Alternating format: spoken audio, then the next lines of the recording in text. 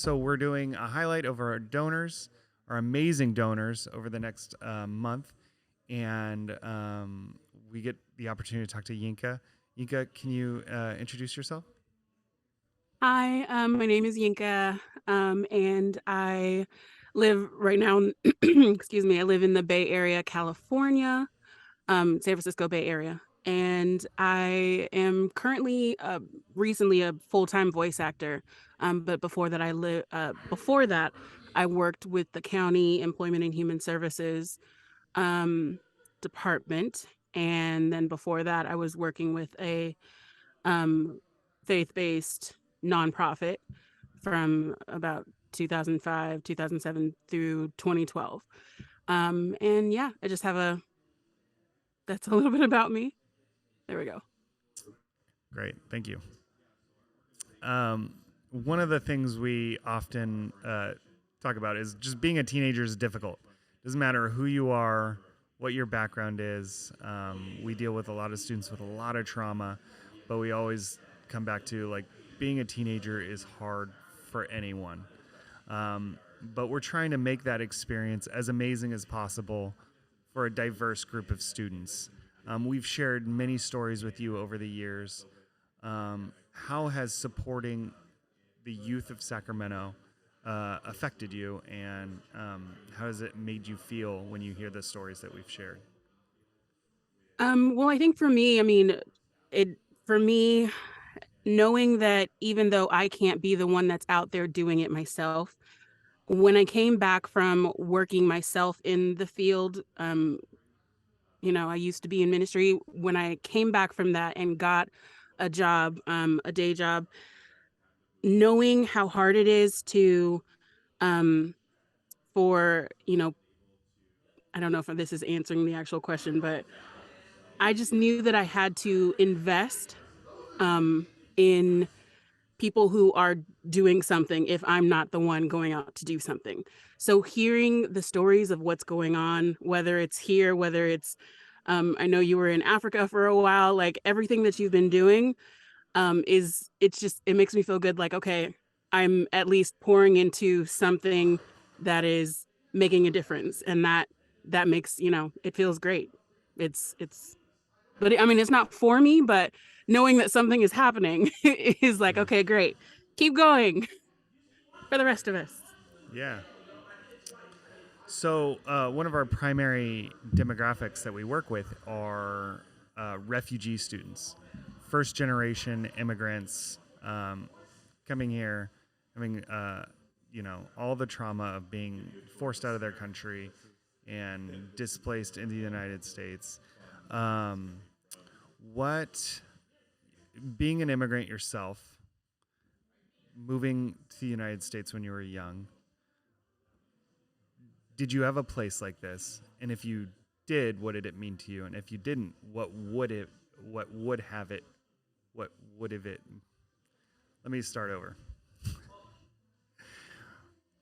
If you did have a place like this, what did it mean to you? If you didn't, what would have it meant to you? Well, I mean, so I didn't have a place like that.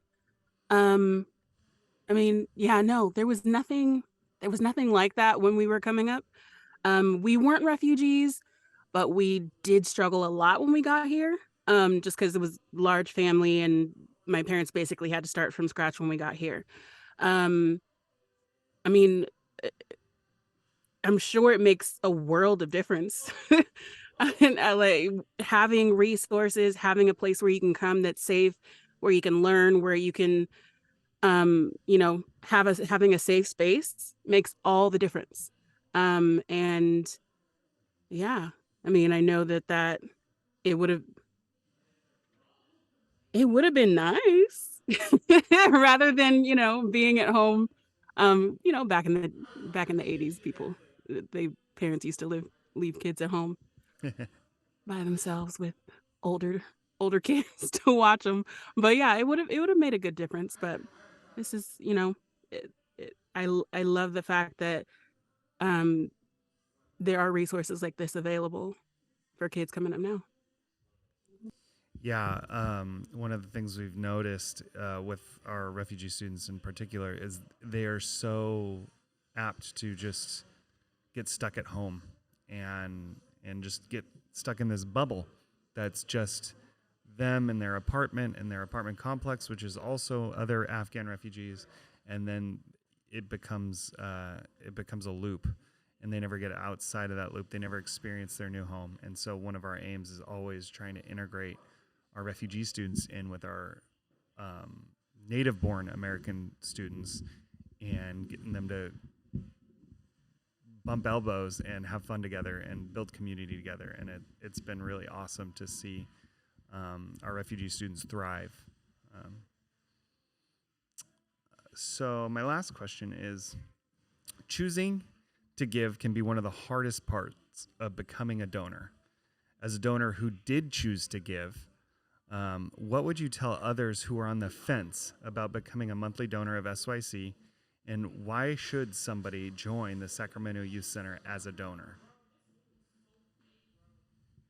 Um, be a part of something that's bigger than you.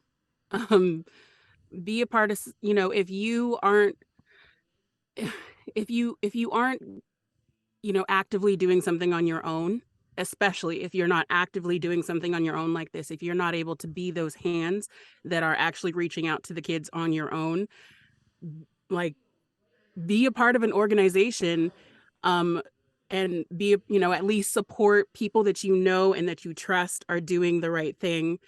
And, you don't regret doing good things. I don't regret, I've never regretted Right. it.